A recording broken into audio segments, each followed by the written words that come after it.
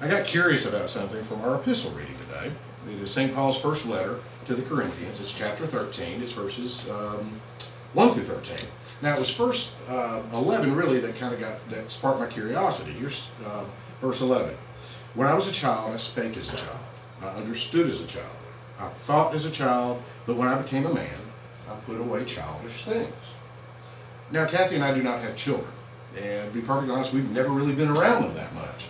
And I think as we grow older, sometimes it's out of choice. We were invited to a first birthday party for a toddler, and I was asked by another person invited. They said, will you be at the party? And I mean, I didn't even bat an eye. I said, we don't do toddlers. The thought of being in a house with 15 toddlers just kind of scared me to death. So, we don't have experience when it comes to children. So I was curious, what did St. Paul mean when he said, I thought as a child, and then put away childish things? Well, Google, here I came. Now, if you just type in childish things into Google, what you're going to get is a list after list of children's stores. And obviously there was also a very popular album that was released by that same name. So what I did was I had to kind of narrow my search, and I typed in childish traits. Well, that's where it got interesting. The first thing I discovered was there were several articles about the differences between being childlike and childish. Childlike is an adjective pertaining to an adult, and it means having good qualities associated with a child. Now, childish, on the other hand, is defined as the following: immature, silly, weak, irresponsible. Now, as I dug deeper, I came across an article that was published in Psychology Today. Now, the title of this article was 10 Signs of a Childish Adult. Well, when I started reading, I started going through the 10 traits of a childish adult.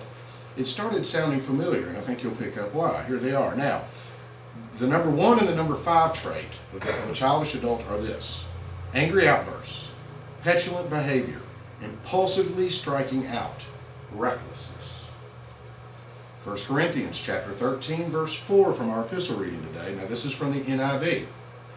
Love is not easily angered. This is trait number 2 and number 4. When things go wrong, they're always looking to blame someone else, constantly disrespecting others.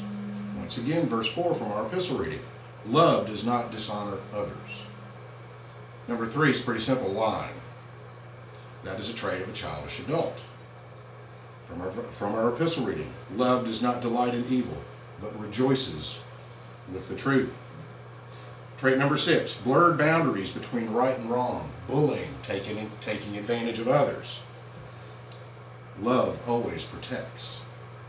And traits number 7, 8, 9, and 10, they're all pretty similar. They are striving to always be the center of attention, narcissism, selfishness, and being envious of others. From our epistle reading today, love does not envy, it does not boast, it is not proud, and it is not self-seeking. This is from the book of St. John, chapter 13, verse 1. Now, before the feast of the Passover, when Jesus knew that his hour was come, that he should depart out of this world unto the Father, having loved his own, which were in the world, he loved them to the end. St. John again, chapter 14, verse 23. Jesus answered and said unto him, if a man love me, he will keep my words, and my Father will love him, and we will come unto him and make our abode with him. So many people think that the absence of love is hate. What St. Paul is trying to tell us here is that the absence of love is not hate. The absence of love is self. Verse 12, for now we see through a glass darkly, but then face to face. Now I know in part, but then shall I know even as also I am known. To see through a glass darkly is to see the world through the mirror of self. To see the world how you think it should be. To see others as we think they should be. And in doing so, we're not really seeing them, we're just looking at them. St. Paul is telling us that the only way to truly see someone and understand them and the world that we live in is to look through the lens of love. Only then can we be face to face with all the beauty and ugliness that is in this world and the people that are in it. You know, it's funny, when I was thinking about this, I was writing a sermon during the week, and I was at the office, and I was sitting there on the internet, and I'm sitting there, unfortunately, surfing, and it dawned on me that the whole world, it seemed to me that the whole world, our society, had become one big episode of romper room. Either everyone was fighting over the same issues in this world, just like a toy, or they were jumping up and down, screaming, me, me, me, me, me. It seems like the line between right and wrong is now subject to abject interpretation. And then I realized something.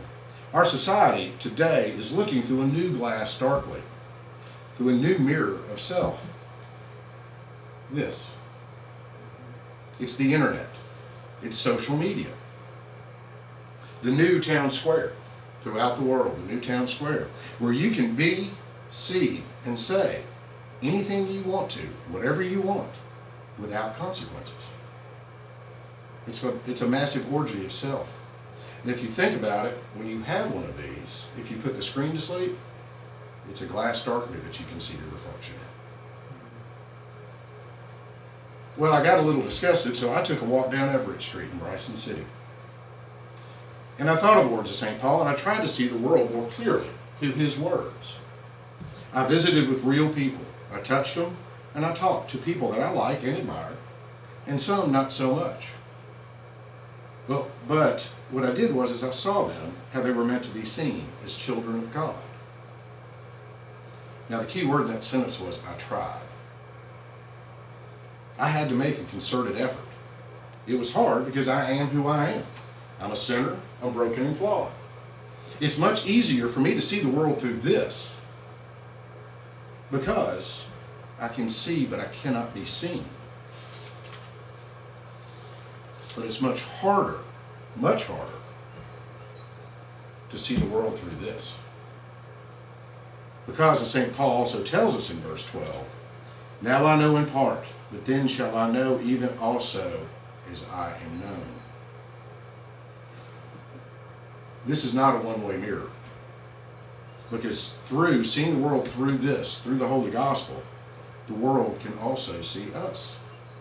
The world judges, the world criticizes, and the world persecutes. That is why it's so much easier to look at the world through the internet. But when we see the world through the gospel of love, we see the world more clearly. We set ourselves apart for God to help us see through his love. The book of St. John, chapter 3, verse 16. For God so loved the world, he gave his only begotten Son, that whosoever believeth in him should not perish, but have everlasting life. Amen. Remember the words of our Lord Jesus, how he said, it is more blessed to give than to receive.